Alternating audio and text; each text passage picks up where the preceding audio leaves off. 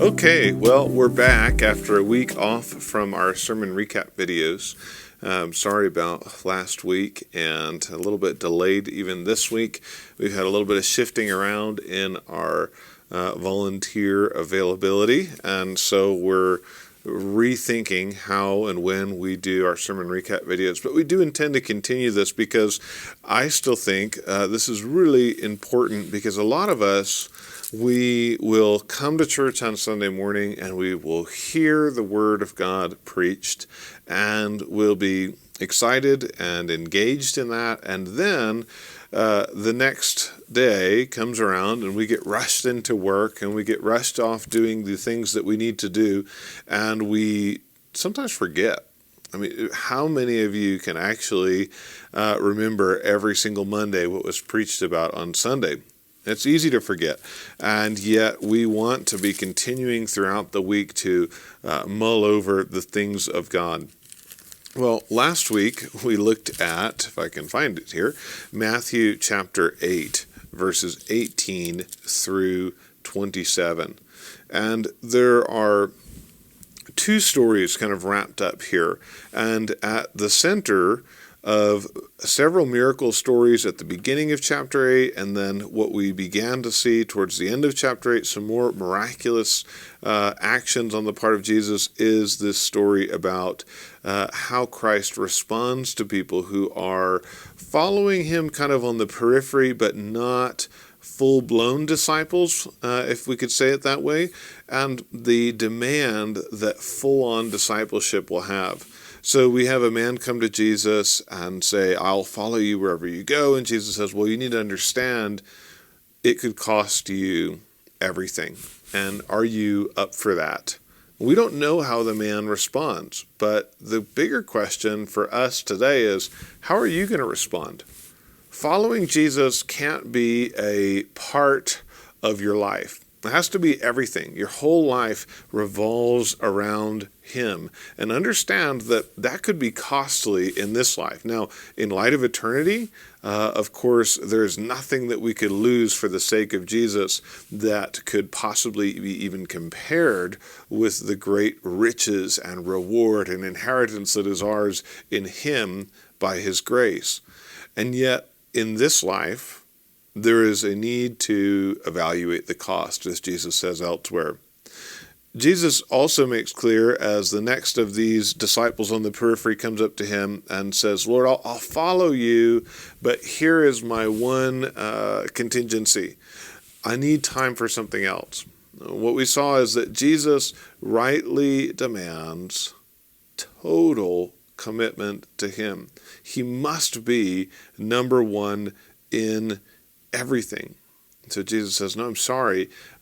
You've got to make a decision. Let the dead bury their dead. You come and follow me." There are so many things that we might be tempted to prioritize over Jesus. And yet Jesus says, if you want to be in, you've got to be all in. I have to be the number one priority. So for those of us who are Christians, this is something we need to be evaluating in our life all the time.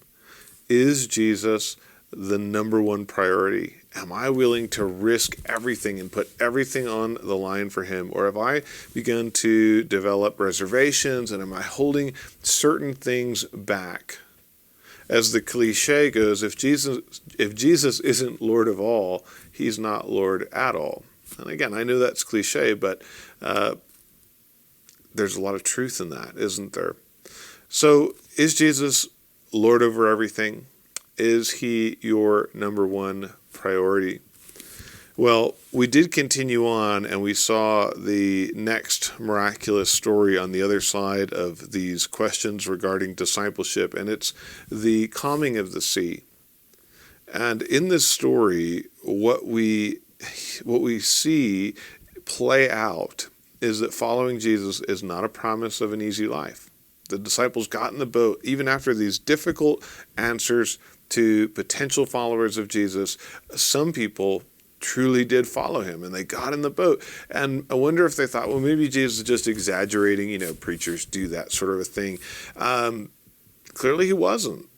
that it could be costly, and a storm comes. Life with Jesus is not a promise that everything will be easy all the time. No, the storm comes, and they go to Jesus, and they ask him to save them, which is the right thing to do.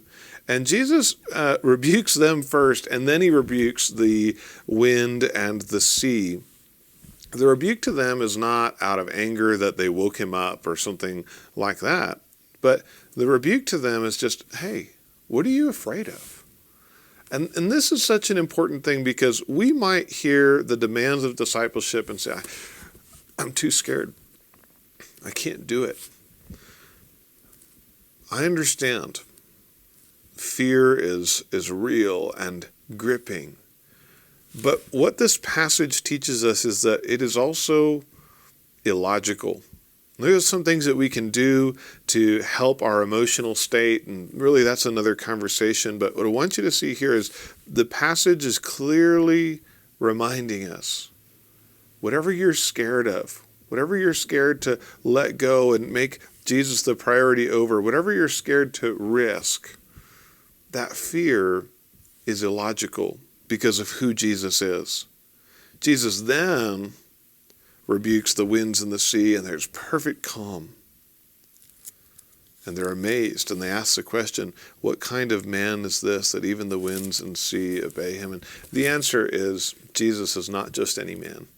He is the God-man who came to seek and save that which was lost. And so, yes, the cost of following him is high in this life, but there's no reason to be afraid. We have, from an eternal perspective, nothing to lose and everything to gain. And so I hope that you will take some time this week, evaluate your own life. If you have already begun the journey of following Jesus, that you'll evaluate your own life and see if there are any areas where Jesus has fallen from the first love and first priority that he should be and should have in your life. Ask yourself, are there things that you're scared to risk? And then fix your eyes on Jesus. Fix your eyes on Jesus and realize that there is nothing to be afraid of. I hope and pray that our church and many other churches will be filled with people who are willing to risk it all because Jesus is their number one priority. This is what it means to be a disciple.